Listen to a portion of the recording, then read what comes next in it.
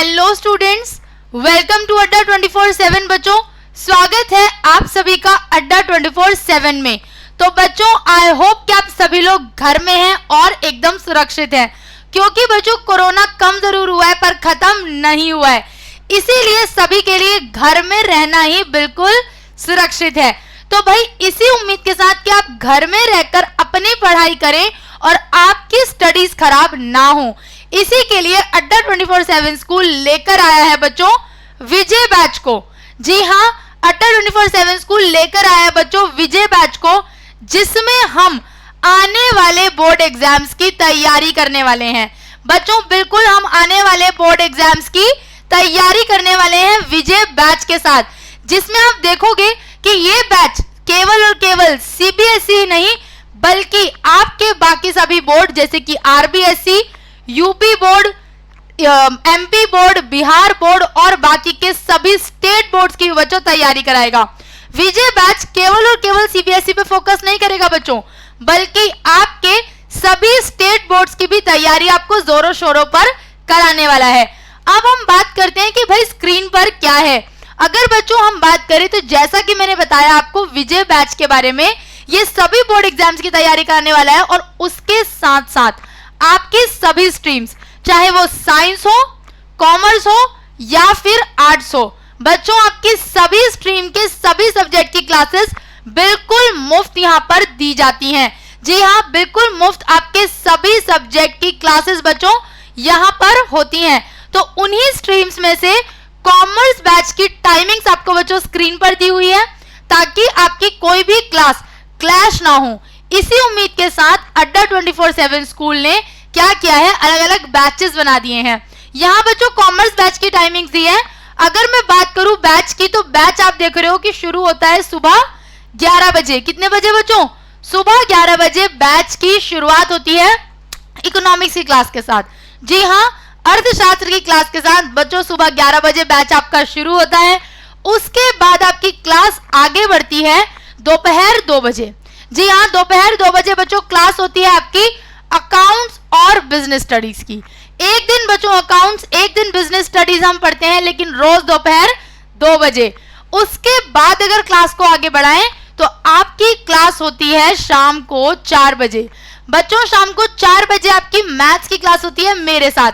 जी हाँ, एक दिन बच्चों हम लाइव मिलते हैं और एक दिन हम रिकॉर्डेड क्लास से टॉपिक को समझते हैं। आपको क्लास आपकी मिलती है बिल्कुल कॉन्सेप्ट के साथ, लेकिन एक भी कॉन्सेप्ट आपका छूटता नहीं है। तो रोज शाम 4 बजे हम मैथ्स की क्लास लेते हैं बच्चों, मैथ्स पढ़ते हैं। उसके बाद आपका बैच एंड होता है शाम को 7 बजे इंग्लिश की क्लास के साथ। जी हाँ, शाम को 7 बजे इंग्लिश की क्लास के साथ बच्चों आपका बैच जो है वो खत्म होता है कॉमर्स बैच। अब जैसा कि आपने यहाँ पर कॉमर्स बैच की टाइमिंग्स को देखा है बच्चों, उसी तरह आगे आपको अलग अलग स्ट्रीम के अलग अलग टाइमिंग्स को दिया गया है। आप स्क्रीन पे बच्चों देख पा रहे हो कि येलो कलर से आपके साइंस के सब्जेक्ट्स को दिखाया हुआ है, रेड कलर से बच्चों कॉमर्स के सब्जेक्ट्स को दिखाया हुआ है, ब्लू कलर से आर्ट्स के सब्जेक्ट को दिखाया हुआ है और व्हाइट कलर से बच्चों आपके कॉमन सब्जेक्ट्स को दिखाया हुआ है, ताकि अलग अलग टाइमिंग्स पे इन सब्जेक्ट्स की क्लासेस होती हैं, जिससे आपकी एक भी क्लास क्लैश ना हो और आपका कोई भी सब्जेक्ट ना छूटे। बच्चों तो ये हमने बात की क्लास की टाइमिंग्स की। अब अगर मैं आपको बच्चों बताऊं हमारी फैकल्टीज के बारे में, तो भाई हमारे पास एक से बढ़कर एक एक्सपर्ट फैकल्टीज है बच्चों, जिन्हें अपने अपने सब्जेक्ट में महारत हासिल है और वो बिल्कुल डिटेल से आपको हर कंसेप्ट को पढ़ाते हैं और पढ़ाएंगे, ताकि आपका कोई भी कॉन्सेप्ट ना छूटे। हमारा पर्पस है आपको कॉन्सेप्ट क्लियर हो, ताकि बोर्ड एग्जाम में किसी भी तरीके का क्वेश्चन आए आप उसे अटेंड कर सकें। तो बच्चों हमारी फैकल्टीज केवल आपको चीजों को रटवाते नहीं है, बल्कि पहले कॉन्सेप्चुअली समझाते हैं और उसके बाद ढेर सारे क्वेश्चंस आपको प्रैक्टिस कराए जाते हैं। चाहे बच्चों सब्जेक्ट हो Hindi, English, economics, maths, accounts, physics या हिस्ट्री, सभी सब्जेक्ट्स आपको उतनी ही डिटेल के साथ पढ़ाए जाते हैं जितना कि एक मैथ्स, उतना ही हिंदी, उतना ही हिस्ट्री। आपको कॉन्सेप्चुअली हर चीज समझाई जाती है और उसके बाद ही बच्चों क्वेश्चंस की प्रैक्टिस कराई जाती है, ताकि आप अपने आने वाले बोर्ड एग्जाम्स में बहुत अच्छे मार्क्स हासिल कर सकें। तो भाई यहाँ बात हो गई हमारी फैकल्टीज की भी। बच्चों अगर मैं आपको बताऊं, आप रेगुलर अगर अड्डा 24/7 स्कूल की क्लासेस अटेंड करोगे, अपने हर सब्जेक्ट की क्लास अटेंड करोगे, तो मैं आपको वादा करती हूं कि आने वाले बोर्ड एग्जाम्स में आप बहुत ही अच्छे मार्क्स से बच्चों विजय हासिल कर पाओगे। क्योंकि देखिए इस बार आपके बोर्ड एग्जाम्स कैंसिल जरूर हो गए हैं, पर जरूरी नहीं है बच्चों कि आगे भी होंगे। और अब बोर्ड एग्जाम्स बहुत ही जल्दी आने वाले हैं, तो जोरों शोरों से तैयारी पर लग जाइए अड्डा 24/7 स्कूल के साथ अपने आने वाले बोर्ड एग्जाम्स के लिए। और हर class regular Monday to Saturday attend कीजिए। अब आप सोचेंगे कि जब मंडे टू सैटरडे अटेंड करनी है तो आज हम क्यों मिले हैं? भाई आज की अगर बात करें बच्चों, तो मैंने जैसा कि आपको बताया कि अब बोर्ड एग्जाम्स बहुत ज्यादा दूर नहीं रह गए हैं, तो उसकी तैयारी हमने अब से ही शुरू कर दी है। इस बार बच्चों आप जानते हैं कि पैटर्न में थोड़ा सा चेंज हुआ है और एमसीक्यू पे बहुत ज्यादा फोकस है, और उन्हीं एमसीक्यू की तैयारी कराने के लिए हम मिलते हैं हर संडे। संडे बच्चों आपकी सब्जेक्ट की क्लासेस नहीं होती, लेकिन हर संडे हर सब्जेक्ट के एक चैप्टर के एमसीक्यूज को हम डिस्कस करते हैं।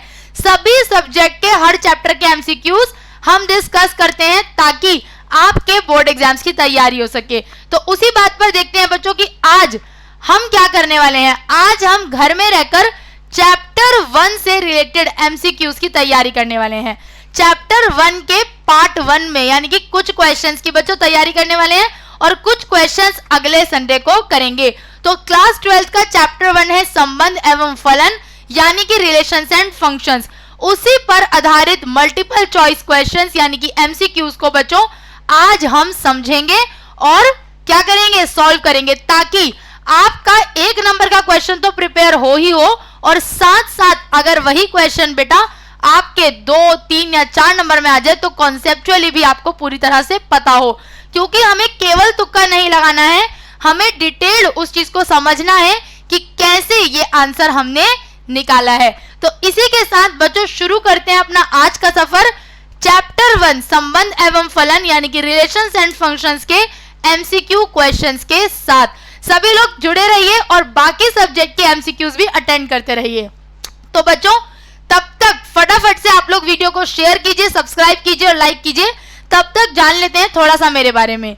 अगर भाई कुछ स्टूडेंट्स हमारे साथ पहली बार जुड़े हैं तो मैं उन्हें अपने बारे में बता दूं।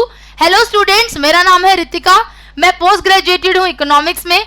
मेरे पास बच्चों 2 ईयर से ज्यादा का टीचिंग एक्सपीरियंस है, प्लस ऑनलाइन टीचिंग एक्सपीरियंस भी है, जिसमें मैंने बहुत सारे स्टूडेंट्स को मेंटोर किया है। एंड आई होप बच्चों कि आप लोगों को भी कुछ अच्छा और नया सिखा सकूं। तो इसी उम्मीद के साथ आज का अपना सफर शुरू करते हैं बच्चों। आई होप आपने वीडियो को शेयर किया होगा, लाइक किया होगा, सब्सक्राइब किया होगा अपने ढेर सारे दोस्तों के साथ, ताकि ज्यादा से ज्यादा स्टूडेंट्स हमारे साथ जुड़ सके और वो भी अपने बोर्ड एग्जाम्स की तैयारी कर सके। तो चलिए भाई फटाफट सभी लोग कॉपी पेन निकाल लीजिए, क्योंकि हम एमसीक्यू सॉल्व करने वाले हैं और एमसीक्यूज को केवल तुक्का नहीं लगाने वाले बल्कि उन्हें सॉल्व करने वाले हैं। तो सभी लोग फटाफट से अपने अपने कॉपी पेन निकाल लो बच्चों। बढ़ते हैं आज के पहले प्रश्न की ओर। पहला प्रश्न क्या कहता है? प्रश्न एक कहता है कि मान लीजिए ए हमें दिया है 1, 2, 3 और संबंध आर हमें दिया है 1, 1, 2, 2, 3, 3, 1, 2, 2, 3 और 1, 3। इस पर हमें विचार करना है। तो आर क्या होगा? इंग्लिश में बच्चों क्वेश्चन अगर मैं रिपीट करूं तो क्वेश्चन है if A is equal to 1, 2, 3, R is equal to 1, 1, 2, 2, 3, 3, 1, 2, 2, 3, 1, 1, then are कैसा संबंध होगा? बच्चों हमें यह बताना है कि how the relation is. Options है, पहला ऑप्शन स्वतुल्य तथा संक्रामक यानी कि रिफ्लेक्सिव एंड ट्रांजिटिव। उसके बाद बच्चों बात करें स्वतुल्य है किंतु संक्रामक नहीं है, सिमेट्रिक है बट नॉट ट्रांजिटिव। अगले ऑप्शन की बात की जाए तो सम्मित तथा संक्रामक है, सिमेट्रिक एंड ट्रांजिटिव है। और फोर्थ ऑप्शन की बच्चों बात करें तो ना तो सम्मित है और ना संक्रामक यानी कि नाइदर सिमेट्रिक नॉर ट्रांजिटिव। तो भाई हमने आपको इंग्लिश हिंदी दोनों में ही क्वेश्चन और ऑप्शंस बता दिए। अब बच्चों हमें देखना है कि इनमें से कौन सा ऑप्शन करेक्ट है। हमें दिया है ए एक क्या समुच्चय 1, 2, 3 यानी कि सेट, और आर हमें दिया हुआ है। अब भाई हम बात करेंगे आर की। तो सबसे पहले अगर बात करें कंडीशंस की, तो मैं पहले अगर बताऊं बच्चों संक्रामक की, किसकी? स्वतुल्य की कंडीशन, स्वतुल्य की कंडीशन की बात करें यानी कि रिफ्लेक्सिव। ठीक है, क्या कंडीशन होती है बच्चों? A B B belongs to R. ठीक है, ये होना चाहिए। क्वेश्चन में अगर बात करें तो क्या होना चाहिए, एक एक, दो दो, तीन तीन, ये आर से बिलोंग करने चाहिए बच्चों। अगर ये आर से बिलोंग कर रहे हैं, जो कि हम देख रहे हैं एक एक है, दो दो है और तीन तीन है, अगर ये आर से बिलोंग करें तो हम क्या कहेंगे कि यह रिफ्लेक्सिव रिलेशन है, यानी कि स्वतुल्य संबंध है। आई होप आपको क्लियर हो रहा होगा कि किस तरह से हम करें। ध्यान से देखेंगे, अगर कहीं पे आपको समझ नहीं आएगा तो आप कमेंट बॉक्स में कमेंट कर देना। ठीक है, उसके बाद सेकंड टाइप की बात कर लेते हैं, यानी कि सममित। सममित की कंडीशन क्या है बच्चों? सममित का मतलब क्या होता है? सिमेट्रिक। क्या कंडीशन होती है कि A B belongs to R, तो क्या होना चाहिए, B A belongs to R. ठीक है, ये कंडीशन है। अब बच्चों अगर हम क्वेश्चन के हिसाब से देखें तो एक दो होना चाहिए आर में, एक दो बिलोंग्स टू आर होना चाहिए, और दो एक बिलोंग्स टू आर होना चाहिए। ठीक है, एक दो बच्चों है आर में, हाँ है। क्या दो एक आर में है? नहीं, दो एक आर से बिलोंग नहीं कर रहा। तो बच्चों हम क्या कहेंगे कि ये रिलेशन सिमेट्रिक नहीं है, यानी कि कौन सा संबंध नहीं है, सममित संबंध नहीं है। अब तीसरे की बात कर लेते हैं, यानी कि संक्रामक। संक्रामक का मतलब क्या होता है बच्चों? ट्रांजिटिव।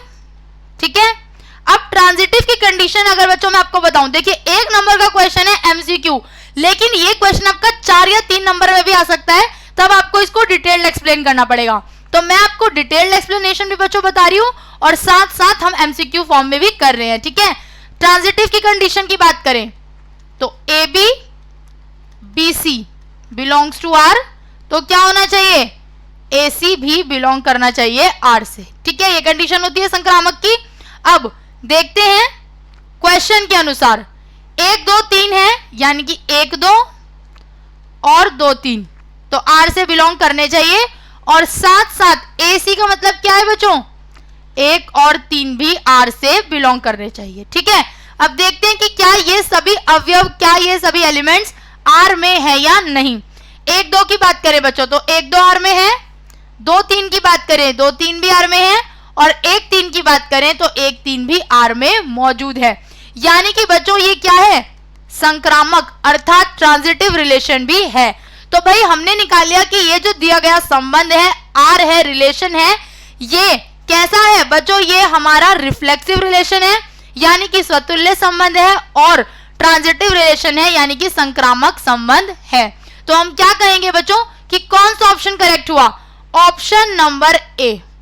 ऑप्शन नंबर ए बच्चों करेक्ट आंसर है, यानी कि रिफ्लेक्सिव एंड ट्रांजिटिव इसका करेक्ट आंसर है। आई होप बच्चों कि आप लोगों को क्लियर होगा कि किस तरह से हमने इस आंसर को निकाला है, कैलकुलेट किया है। चलिए बढ़ लेते हैं अगले क्वेश्चन की तरफ। अगले प्रश्न की अगर बात की जाए तो अगला प्रश्न क्या कहता है, प्रश्न कहता है कि मान लीजिए समुच्चय n में r बराबर हमें दिया है A B such that a बराबर है b minus two, A B such that b बराबर a बराबर है b माइनस टू, और कंडीशन क्या दी है कि b is greater than 6, b is greater than 6 द्वारा प्रदत्त संबंध r है। तो निम्न में से हमें सही को चुनना है। इंग्लिश में बच्चों क्वेश्चन को रिपीट कर देती हूं आपके लिए। If r in set n is given is equal to ab such that a is equal to b minus 2 and b is greater than 6 as relation, then choose the correct from the following। नीचे में से हमें सही बताना है। Options की बच्चों बात कर लेते हैं। पहला ऑप्शन है 2 और 4 belongs to R. Option number B है 3 और 8 belongs to R. Option number C है 6 और 8 belongs to R. Option number D है 8 और 7 बिलोंग्स टू आर। अब बच्चों हमें बताना है कि कौन सा ऑप्शन करेक्ट है। बच्चों मैं आपको बताऊं, इस क्वेश्चन की कैलकुलेशन के लिए हम पहले क्वेश्चन के रिलेशन को देखते हैं, उसके बाद ऑप्शन से आंसर को ढूंढेंगे। ठीक है, हमें क्या दिया है, a is equal to b minus two, right, और एक कंडीशन क्या है कि b is greater than 6, b is greater than 6। Relation क्या है, ए बी में है, यानी कि हमें a और b दोनों निकालना है। पहला हमें क्या कंडीशन है, a बराबर है b माइनस 2 और b जो है वो 6 से बड़ा है, ऑप्शंस की बात करते हैं बच्चों। इधर ए होगा, इधर बी होगा, राइट। तो बी में देखिए 6 से बड़ा जो है पहले हम उन्हीं को सॉल्व करेंगे। इसकी अगर बात करें बच्चों तो 4 जो है वो 6 से बड़ा नहीं है बल्कि 6 से छोटा है, तो ये तो बिल्कुल इनकरेक्ट ऑप्शन हो गया, इसको तो हम चेक ही नहीं कर सकते। अगले ऑप्शन में 8 6 से बड़ा है, तो हम ये चेक कर सकते हैं। सी ऑप्शन में 8 6 से बड़ा है, डी ऑप्शन में 7 6 से बड़ा है, यानी कि हम इन तीनों ऑप्शंस में से कोई भी करेक्ट ऑप्शन हो सकता है। तो चलिए अब हम बात कर लेते हैं बी ऑप्शन से, ठीक है। बी ऑप्शन से हम कैलकुलेट करके देखते हैं। मान लीजिए लेट बी बराबर है 8 के, ठीक है, बी बराबर है 8 के। तो बी ऑप्शन से अगर हम बात करें तो ए बराबर क्या दिया है कंडीशन, b - 2, तो a बराबर 8 - 2, यानी कि कितना होना चाहिए a बराबर होना चाहिए 6। लेकिन बी ऑप्शन में a क्या है 3, डी ऑप्शन में a क्या है 8। तो भाई ऑप्शन क्या करेक्ट है बच्चों, कौन सा ऑप्शन करेक्ट है? इसका करेक्ट आंसर क्या है? Option number C. Correct answer क्या है? ऑप्शन नंबर सी, कि अगर b 8 है तो a यानी कि b - 2 6 होना चाहिए, और ये केवल इसी में हमें दिया हुआ है, ठीक है। तो ऑप्शन नंबर सी इसका करेक्ट आंसर है। आई होप बच्चों को आपको समझ आया होगा कि किस तरह हमने दिए हुए रिलेशन से कैलकुलेट करके वैल्यूज को निकाला है, ठीक है। चलिए आगे बढ़ते हैं, अगले क्वेश्चन की बात कर लेते हैं। अगला क्वेश्चन पे बढ़ने से पहले बच्चों मैं आपको बता दूं अड्डा 24/7 स्कूल के सोशल मीडिया पैकेज के बारे में। जी हाँ, अड्डा 24/7 स्कूल बच्चों लेकर आया है आप लोगों के लिए सोशल मीडिया पैकेज, यानी कि अब हम अवेलेबल हैं टेलीग्राम, फेसबुक और व्हाट्सएप। जहां जहां बच्चों आप वहां पे अड्डा 24/7 स्कूल, आप बहुत ही आराम से क्या कर सकते हैं, तीनों एप्स को आपको डाउनलोड करना है अपने एंड्रॉइड फोन में, और वहां से बच्चों आपको ज्वाइन करना है अड्डा 24/7 स्कूल के ग्रुप्स को। अब आप सोचेंगे कि हम ऐसा क्यों करें, क्योंकि बच्चों ऐसा करने पर आपको एक ही जगह बैठे बैठे आपकी हर क्लास का वीडियो लिंक इजीली अवेलेबल होगा। एक ही जगह बैठे बैठे हर क्लास का वीडियो लिंक अवेलेबल होगा बच्चों उन ग्रुप्स पर। साथ साथ आपको आपकी हर क्लास के पीडीएफ नोट्स मिलेंगे और ढेर सारे प्रैक्टिस क्वेश्चंस मिलेंगे। प्लस 1 पॉइंट बच्चों, आपके जो डाउट क्वेश्चंस होंगे वो भी आपको सॉल्यूशन देंगे हमारे फैकल्टीज उन ग्रुप्स में।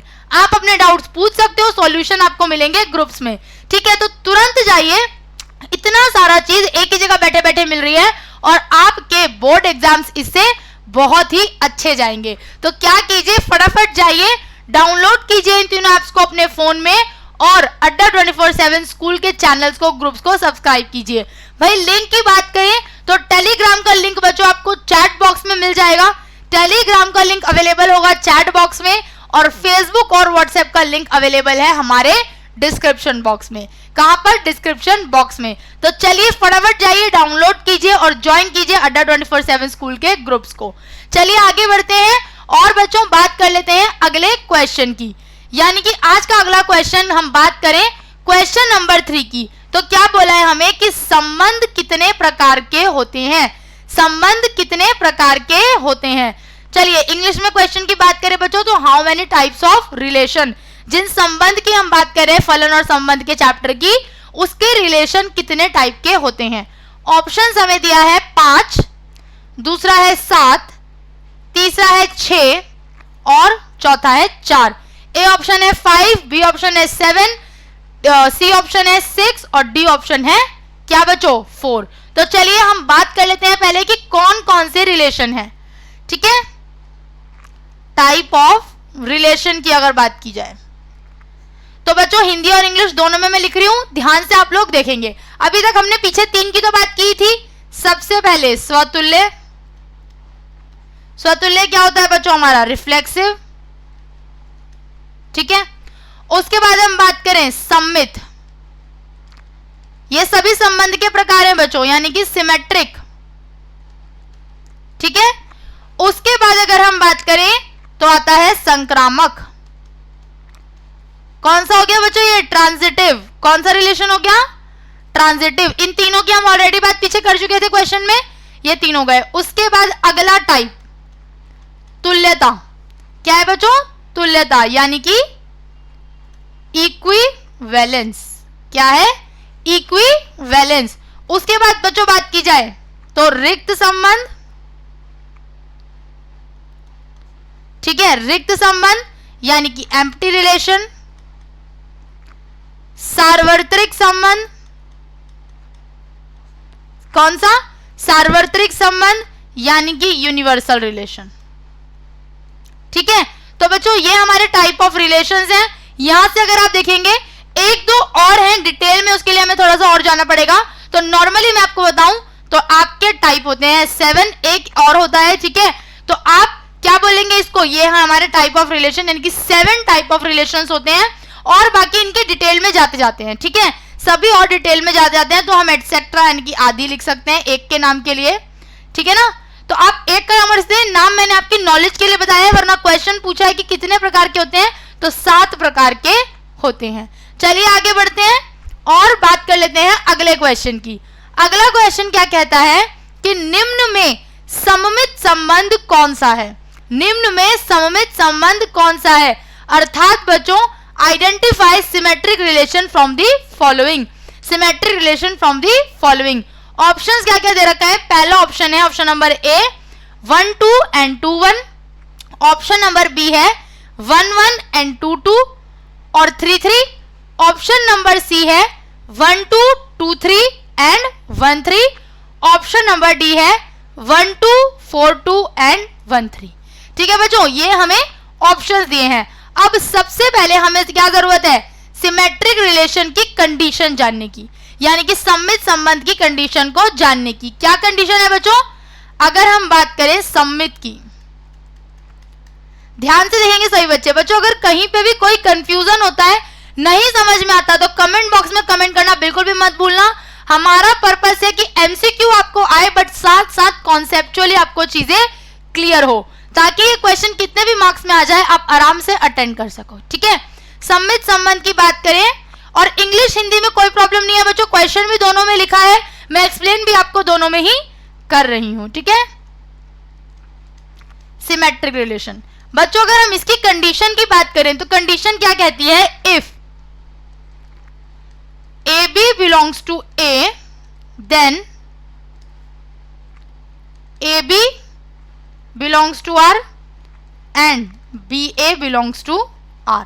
अगर A और B A एलिमेंट के अवयव हैं, A के एलिमेंट्स हैं, A सेट के अवयव हैं, तो क्या कंडीशन कहती है कि AB भी R में होना चाहिए और BA भी R में होना चाहिए। तो यहां पर बच्चों अगर हम बात करें तो 1 2 और 2 1 ये दोनों है, यहां पर 1 1 है, 1 2 2 है, 3 3 है, पर 1 2 2 3 3 2 बच्चों नहीं है, यानी कि AB और BA की फॉर्म में नहीं है। तो AB और BA की फॉर्म में बच्चों केवल और केवल एक ही ऑप्शन यहां पर है, ऑप्शन नंबर ए, यानी कि 1 और 2 अगर A के पार्ट हैं तो 1 2 और 2 1 R के से बिलोंग करने चाहिए। और ये ऑप्शन नंबर बच्चों हमें दे रखा है ऑप्शन नंबर ए में, यानी कि हमारा सममित संबंध कौन सा है, सिमेट्रिक रिलेशन का एग्जांपल कौन सा है, option number A. I hope बच्चों कि आप लोगों को ये क्लियर होगा। चलिए आगे बढ़ते हैं और बात कर लेते हैं अगले क्वेश्चन की। अगले क्वेश्चन की बात की जाए तो क्वेश्चन कहता है कि यदि समुच्चय ए में 5 अवयव हैं और समुच्चय बी में 6 अवयव हैं, तो ए से बी में आच्छादी प्रतिचित्रों का संख्या हमें बतानी है। इंग्लिश में बच्चों क्वेश्चन रिपीट करूं अगर मैं, तो क्वेश्चन कहता है कि if there is 5 element in set A and 6 elements in set B of then how many number of onto functions, onto function के ऑन टू एलिमेंट के हमें नंबर्स बताने हैं। ठीक है बच्चों, तो हम कैसे करेंगे ध्यान से देखेंगे। देखिए अच्छा ऑप्शंस की पहले बात कर लेते हैं, ऑप्शंस की बात करते हैं। ऑप्शन नंबर ए दे रखा है बच्चों 720, ऑप्शन नंबर बी दे रखा है 120, ऑप्शन नंबर सी दे रखा है 0 और ऑप्शन नंबर डी दे रखा है इनमें से कोई नहीं, यानी कि नन ऑफ दीज।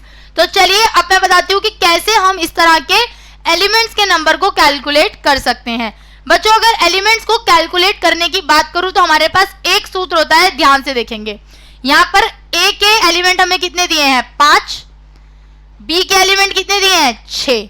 ठीक है, यानी कि ए का एलिमेंट को हम क्या कहते हैं m और बी के एलिमेंट को n। तो भाई m बराबर कितना है 5, n बराबर कितना है 6, ये हमें मिल गया। अब हमें क्या निकालनी है, परिचित्रों की संख्या, आच्छादी परिचित्रों की संख्या, यानी कि ऑन टू एलिमेंट्स का नंबर। तो भाई हम कैसे निकालेंगे बच्चों, हम निकालते हैं, फॉर्मूला होता है NPM। क्या होता है? NPM। कैसे निकालते हैं बच्चों? NPM। यानी कि अगर आप थोड़ा सा ध्यान से देखोगे तो ये किसको रिप्रेजेंट कर रहा है? NPR के फॉर्मूले को, यानी कि n फैक्टोरियल और n माइनस r फैक्टोरियल को, राइट। तो यहां पर हम NPM में क्या लिख सकते हैं? n factorial n minus m factorial. ठीक है, अब बच्चों हम कैलकुलेट कर लेते हैं। n कितना है? 6।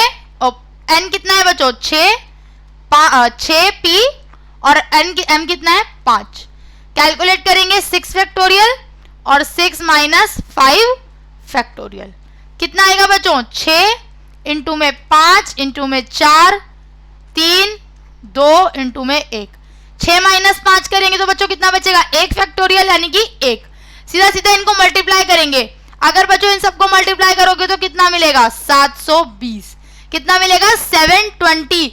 यानी कि करेक्ट ऑप्शन क्या है बच्चों? ऑप्शन नंबर ए 720 इसका करेक्ट ऑप्शन है। टोटल यानी कि हमारे पास ऑन टू एलिमेंट्स कितने निकलेंगे बच्चों? ऐसे सेट के ऑन टू एलिमेंट्स के नंबर निकलेंगे 720, यानी कि 720। आई होप बच्चों कि आप लोगों को ये क्लियर होगा कि कैसे हमने कैलकुलेट किया। कहीं भी कोई डाउट होगा बच्चों, नहीं समझ में आया होगा, तो आप कमेंट बॉक्स में कमेंट जरूर करना। चलिए आगे बढ़ते हैं और बात कर लेते हैं अगले क्वेश्चन की। अगले क्वेश्चन की बच्चों अगर बात की जाए तो अगला प्रश्न कहता है कि मान लीजिए f हमें दिया है, f such that r to r में fx बराबर 1/x बिलोंग्स टू r के द्वारा परिभाषित है। तो हमें बताना है f क्या होगा। इंग्लिश में क्वेश्चन रिपीट करूं तो if f such that r to r fx is equal to 1 in fx is equal to 1/x, जहां पर r एक फंक्शन है, then function f is, f कैसा फंक्शन होगा। ऑप्शंस दे रखे हैं हमें। पहला ऑप्शन बच्चों एकाकी है, यानी कि 1-1 फंक्शन। ऑप्शन नंबर बी आच्छादक फलन, यानी कि onto function. Option number C एकाकी आच्छादी, यानी कि 1-1 ऑन टू फंक्शन। और क्या कहेंगे बच्चों हम? f परिभाषित नहीं है, यानी कि नॉट डिफाइंड। तो भाई अगर हम बात करें तो बच्चों यहां पर देखिए 1-1 ऑन टू फंक्शन को हम बाइजेक्टिव फंक्शन भी कहते हैं। ठीक है, तो हम इसको कैलकुलेट करेंगे, सॉल्व करके देखेंगे कि कैसे इसका करेक्ट आंसर क्या होगा। सबसे पहले माना x1 x2 belongs to r। ठीक है, x1 x2 belongs to r। तो यहां से हमें क्या मिला? fx1 बराबर है fx2 के। fx1 बराबर है fx2 के। मतलब बच्चों fx1 कितना फंक्शन दे रखा है हमें? 1/x1 is equal to 1/x2। यहां से हमें क्या मिल गया? यहां से हमें मिला x1 बराबर है x2 के। अब अगर x1 और x2 बराबर आ जाते हैं तो हम जानते हैं कि ऐसा फंक्शन क्या कहलाता है? एकाकी कहलाता है। ठीक है, यानी कि 1-1 फंक्शन है। क्लियर? हमने x1 x2 को r से बिलोंग करके माना, बराबर प्रूफ कर दिया कि x1 बराबर है x2 के, यानी कि 1-1 फंक्शन तो है, हमने प्रूफ कर दिया। अब बात कर लेते हैं आच्छादक की, यानी कि ऑन टू फंक्शन की। ठीक है, तो कैसे करेंगे? माना 1/x बराबर है y के, 1/x बराबर है y के। यहां से अगर हमने x की वैल्यू निकालेंगे बच्चों, कितना मिलेगा? 1 is equal to X Y, यानी कि 1/y is equal to x, 1/y is equal to x। ये बच्चों वैल्यू निकल गई, यानी कि x जो है वो कितना है? 1/y है, और y बराबर 0 नहीं हो सकता, y बराबर 0 नहीं हो सकता। तो बच्चों हम क्या कहेंगे कि y बराबर 0, y जब 0 के बराबर नहीं होता तो इसका पूर्ण प्रतिबिंब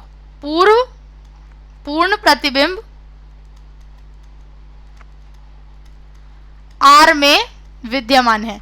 मतलब अगर 0 नहीं है तो बच्चों कोई तो वैल्यू है, और कोई वैल्यू है तो इसका प्रतिबिंब जो है वो R में अवेलेबल है, अतः f जो है वो आच्छादक भी है, यानी कि बच्चों ऑन टू फंक्शन भी है। तो हम क्या कहेंगे कि f जो है वो कैसा फंक्शन है? फलन f जो है वो एकाकी आच्छादी फलन है, यानी कि option number C correct option है। Option number C correct option है। बच्चों देखा हमने इसको कैसे एक्सप्लेन किया कि कैसे ये कौन से टाइप का फंक्शन है। चलिए बढ़ते हैं अगले फंक्शन यानी कि अगले क्वेश्चन की ओर। क्वेश्चन नंबर 7 की बच्चों बात कर लेते हैं। अगला क्वेश्चन क्या कहता है कि मान लीजिए f सच दैट 2 से इंफिनिटी तक r में fx is equal to X square minus 4x plus 5 द्वारा परिभाषित एक फलन है, तो f का परिसर क्या होगा। यानी कि इंग्लिश में क्वेश्चन रिपीट करूं तो इफ f सच दैट 2 और infinity to r fx is equal to x square minus 4x plus 5 is a function, then range of f is, range of f क्या होगी यानी कि परिसर क्या होगा। ऑप्शन नंबर 1 है a होगा r, ऑप्शन नंबर b है 1 और इंफिनिटी, ऑप्शन नंबर c है 4 और इंफिनिटी, ऑप्शन नंबर d है 5 और इंफिनिटी। ठीक है बच्चों, तो देखते हैं कि करेक्ट ऑप्शन क्या होगा। करेक्ट ऑप्शन की बात करें बच्चों तो हम पहले देखेंगे कि इसको कैलकुलेट कैसे करना है। ध्यान से देखेंगे सभी बच्चे कि कैसे हम इसको कैलकुलेट कर सकते हैं। देखिए हमें क्या दे रखा है, प्रांत। प्रांत यानी कि बच्चों हमें डोमेन कितना दे रखा है, डोमेन दे रखा है क्लोज्ड इंटरवल में 2 एंड ओपन इंटरवल में इंफिनिटी। ये हमें क्या दे रखा है, डोमेन दे रखा है यानी कि प्रांत दिया हुआ है। अब fx कितना दे रखा है, fx हमें दे रखा है x square minus 4x plus 5। ठीक है, अब बच्चों अगर हम बात करें डोमेन में x की वैल्यू यहां पर दे रखी है हमें 2, तो अगर हम x बराबर 2 रखें, x बराबर 2 की वैल्यू fx में रखें तो कितना मिलेगा हमें, 2 का स्क्वायर माइनस 4 गुना में 2 प्लस 5 कितना हो जाएगा, 4 माइनस 8 प्लस 5 यानी कि -4 plus 5 is equal to 1। x की वैल्यू कितनी निकल जाएगी बच्चों, 1, और इंफिनिटी है, इनफाइनाइट रखेंगे तो वो इनफाइनाइट ही रहेगी, यानी कि परिसर कितना हो जाएगा। अगर x का प्रांत 2 है, x का डोमेन 2 है, 2 और इंफिनिटी है, तो इसका परिसर यानी कि रेंज क्या होगी, 1 और इंफिनिटी। कितनी होगी, 1 और इंफिनिटी। तो भाई करेक्ट आंसर क्या होगा, 1 निकला है, 1 से लेकर इंफिनिटी तक, यानी कि ऑप्शन नंबर बी बच्चों इसका एकदम करेक्ट आंसर है। Option number B correct option है। चलिए आगे बढ़ते हैं और अगले क्वेश्चन की बात कर लेते हैं। अगला क्वेश्चन बच्चों क्या कहता है, क्वेश्चन नंबर 8 कहता है कि मान लीजिए f such that n to r fx हमें दे रखा है 2x माइनस 1/2 द्वारा परिभाषित फलन है, और g एक फलन दे रखा है q टू r जहां पर gx is equal to x plus 2 है द्वारा परिभाषित फलन। तो हमें GOF 3/2 को ज्ञात करना है, GOF 3/2 को ज्ञात करना है। इंग्लिश में जो क्वेश्चन रिपीट कर लेते हैं, if f such that n to r fx is equal to 2x minus 1/2 is a function and g such that q to r वहां पर gx is equal to x plus 2 is another function, then GOF 3/2 is, GOF 3/2 की value बच्चों हमें बतानी है। Options की बात कर लेते हैं। ऑप्शन नंबर ए है 1, ऑप्शन नंबर बी है 3, ऑप्शन नंबर सी है 7/2 और ऑप्शन नंबर डी है इनमें से कोई नहीं यानी कि नन ऑफ दीज। तो चलिए बच्चों बात कर लेते हैं करेक्ट ऑप्शन की यानी कि पहले एक्सप्लेनेशन की। अगर बच्चों हम GOF की बात करें तो GOF को हम कैसे निकालते हैं बच्चों, G ऑफ fx निकालते हैं। GOF x निकालने के लिए हम G ऑफ fx निकालते हैं। तो क्या बोला है हमसे, बोला है GOF 3/2। भाई ये ध्यान रखना बच्चों, ये फॉर्मूला है कि जब भी हमें GOF निकालना होता है, GOF किसी भी x का, तो हम निकालते हैं G ऑफ fx। ठीक है, तो हम यहाँ पे G ऑफ fx निकालेंगे बराबर G ऑफ fx 3/2। ठीक है, वैल्यू डालेंगे इसकी यानी कि f 3/2 कितना हो जाएगा, f 3/2 डालना है हमें। f की वैल्यू क्या दे रखी है हमें, 2x यानी कि 2x की जगह पे कितना डालेंगे 3/2 माइनस 1 डिवाइडेड बाय 2, ये कट गया, कितना मिला 3 minus 1 divided by 2, 3 minus 1 divided by 2। ठीक है, अब यहाँ पर देखिए कितना मिला हमें 2/2 कट के हो गया 1, f 3/2 कितना निकल गया बच्चों 1। अब GF 3/2 की हमें बात करनी है, राइट, हमें तो ये निकालना था GF 3/2। अभी हमने वैल्यू किसकी निकाली है बच्चों, F 3/2 की वैल्यू निकाली है, राइट, पर हमें चाहिए क्या GF 3/2 यानी कि GF 3/2 कितना हो जाएगा, g का फंक्शन क्या है बच्चों, x प्लस 2, कितना है x प्लस 2, यानी कि हमें क्या करना है, g 1 को डालना है, कितना निकला है, ये 1 निकला है, राइट। हमें इसको निकालना है, 1 मिनट बच्चों, यहां पर हम इसे कैसे लिख सकते हैं, हम लिखेंगे यहां पर g1, क्योंकि f3/2 का वैल्यू कितनी निकली है, f3/2 की वैल्यू कितनी निकली है बच्चों, 1 निकली है, तो ये कितना हो जाएगा, इसको ये बराबर हो जाएगा किसके, यहां पर देखिए एक बार मैं बता दूं, ये लिखा है ना g f3/2, राइट। तो हम इसे क्या लिख सकते हैं, g f3/2 की वैल्यू निकली है 1, अब g1 डालेंगे यानी कि g के फंक्शन में 1, तो g का फंक्शन है x प्लस 2, यानी कि 1 प्लस 2 कितना हो गया बच्चों, 3, तो यानी कि g f3/2 की वैल्यू कितनी निकली है, 3, यानी कि ऑप्शन नंबर 20 का करेक्ट ऑप्शन है। आई होप आपको समझ आया होगा। हमने ये फॉर्मूला है लगाया, इस फॉर्मूले से पहले f3/2 की वैल्यू निकाली, f3/2 की वैल्यू को हमने g के साथ डाला फंक्शन में, तो हमें ऑप्शन क्या मिल गया, g f3/2 मिल गया 3, यानी कि इसका करेक्ट ऑप्शन है ऑप्शन नंबर बी, वैल्यू है 3। आई होप आपको ये क्लियर होगा। चलिए आगे बढ़ते हैं और बात कर लेते हैं अगले प्रश्न की। अगला प्रश्न कहता है कि मान लीजिए f such that r to r इसमें fy is equal to 3x minus 4 द्वारा परिभाषित है, तो f इनवर्स x कितना होगा, यानी कि f इनवर्स x की वैल्यू बच्चों बतानी है। इंग्लिश में क्वेश्चन रिपीट करें, if f such that r to r fy is equal to 3x minus 4 is defined, then f inverse x is equal to, f inverse x बच्चों कितना हो जाएगा, ऑप्शंस की बात कर लेते हैं। पहला ऑप्शन है x प्लस 4/3, दूसरा ऑप्शन है x/3 माइनस 4, अगला सी ऑप्शन है 3x प्लस 4, और ऑप्शन नंबर डी है इनमें से कोई नहीं, यानी कि नन ऑफ दीज। तो भाई अगर हम इसको कैलकुलेट करने की बच्चों बात करें तो हमें fy कितना दिया है, ध्यान से देखेंगे क्योंकि हम कोई भी क्वेश्चन को तुक्का नहीं लगाने वाले। fy हमें दिया है 3x माइनस 4, ठीक है, fy कितना दिया है बच्चों, 3x माइनस 4। तो अब हम यहां से क्या करेंगे, यहां से देखिए अगर हमें वैल्यू निकालनी है तो हम इसे क्या लिख सकते हैं, इस पूरे को हम मान लेते हैं x, पूरे को हम मान लेते हैं x, यानी कि fy को हम मान लेते हैं x, ठीक है, कितना x मान लेते हैं इसको, तो यहां पर हमें कितना मिलेगा बच्चों, हमें मिलेगा, एक मिनट ध्यान से देखेंगे सभी, ठीक है, तो हमें क्या मिल जाएगा ये बच्चों, देखिए fy को अगर हमने मान लिया x तो 3x माइनस 4 कितना निकला है हमारा, इसको हम क्या मानेंगे, एक बार यहां पर ध्यान देने वाली बात है क्योंकि यही इंपॉर्टेंट है, यही सबसे इंपॉर्टेंट चीज है बच्चों इसमें, ठीक है, एक बार ध्यान देंगे। हमें दे रखा है 3x माइनस 4 fy, ठीक है, जो हमने मान लिया किसको, हमने इसको मान लिया, हमें क्या निकालना है, f इनवर्स x निकालना है, ठीक है ना। अब यहां से पहले आपको देखना पड़ेगा तभी समझ आएगा, देखिए अभी इसको हम बाद में करेंगे।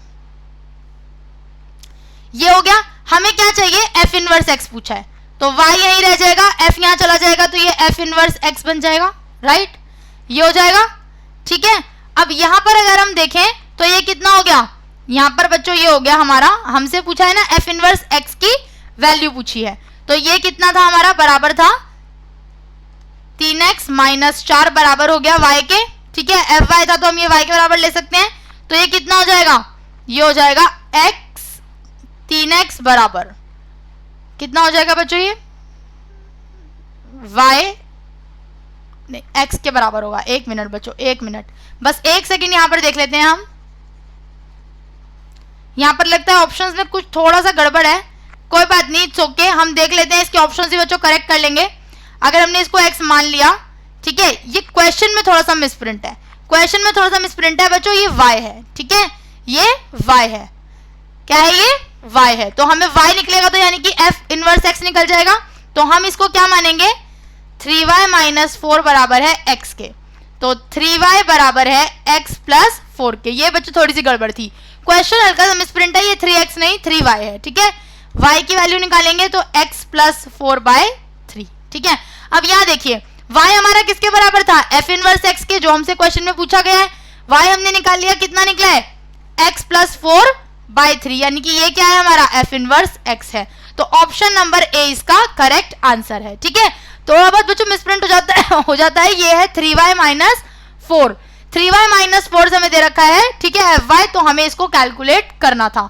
हमने f इनवर्स x कितना निकाल लिया, x प्लस 4/3, यानी कि ऑप्शन नंबर ए इसका एकदम करेक्ट आंसर है। आई होप आपको क्लियर होगा। कहीं पर भी कोई कंफ्यूजन होगा बच्चों कमेंट बॉक्स में आप लिख देना।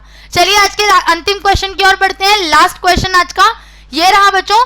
क्वेश्चन है कि समुच्चय ए में 3 अवयव हैं और समुच्चय बी में 4 अवयव हैं, तो ए से बी में परिभाषित एक परिचित्रों की संख्या बतानी है।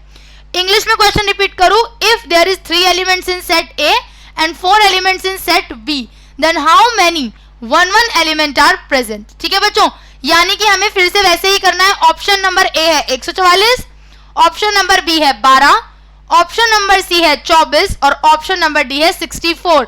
बच्चों पीछे हमने इस तरह का क्वेश्चन किया था कि जब भी हमें नंबर निकालने होते हैं, यानी कि परिचित्रणों की संख्या निकालनी होती है, नंबर ऑफ एलिमेंट्स निकालने होते हैं, तो हम क्या करते हैं, ए कितना m तक दे रखा होता है, ठीक है, इसके एलिमेंट, बी के एलिमेंट n तक। ए के एलिमेंट कितने दे रखे हैं 3, बी के एलिमेंट कितने दे रखे हैं 4। क्या मिला यहां से, m बराबर है 3 और n बराबर है 4। फॉर्मूला बच्चों एक ही होता है एलिमेंट्स निकालने का, क्या होता है npm, ठीक है, यानी कि n फैक्टोरियल और n माइनस m फैक्टोरियल। ठीक है, कैलकुलेट कर देंगे, डालेंगे वैल्यूज, कितना हो जाएगा, यानी कि 3p4। तो एक मिनट बच्चों, यहां पर हमें थोड़ा सा एक चीज देखनी है, एक सेकेंड बस, हल्का सा थोड़ा सा ध्यान देने की जरूरत है। यहां पर अगर हम देखें तो क्वेश्चन हमें दे रखा है कितना, ए में 3 है और बी में 4 है, राइट, ए में 3 है और बी में 4 है, तो कितना मिलेगा हमें, ये मिल जाएगा 4। एक मिनट, थोड़ा सा, एक सेकेंड, हल्का सा यहां पर देखेंगे, यहां पे हमने उल्टा लिखा है, हमें एक पूछे है ना, अब एक अवयव पूछे है बच्चों। पहले हमसे क्या पूछा था, ऑन टू पूछे थे, अब हमसे एक पूछे हैं। ठीक है यही तरीका, थोड़ा सा बस ध्यान देंगे इसमें। ठीक है, हल्का सा, क्या मिलेगा, ए के एलिमेंट हो जाते हैं यहाँ पे n और यहाँ पर m। ठीक है, तो ए के एलिमेंट कितने दे रखे हैं 3 और बी के एलिमेंट दे रखे हैं 4, तो npmn।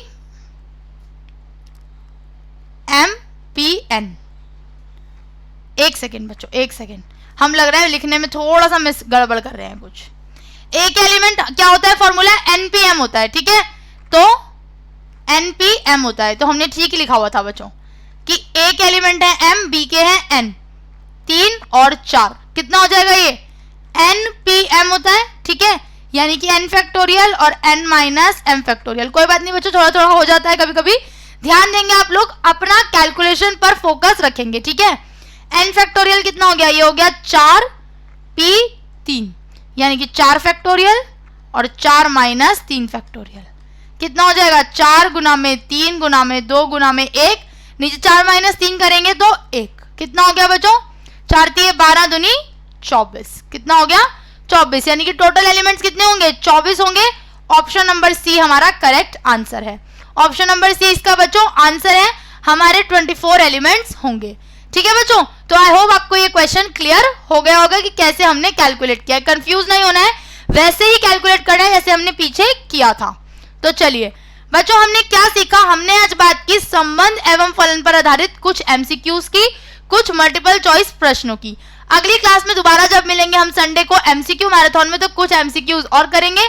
तब तक के लिए इन एमसीक्यूज की प्रैक्टिस कीजिए, 1 नंबर के साथ साथ 2 नंबर 3 नंबर के क्वेश्चंस को भी पक्का कीजिए, कॉन्सेप्चुअली इनको सॉल्व कीजिए।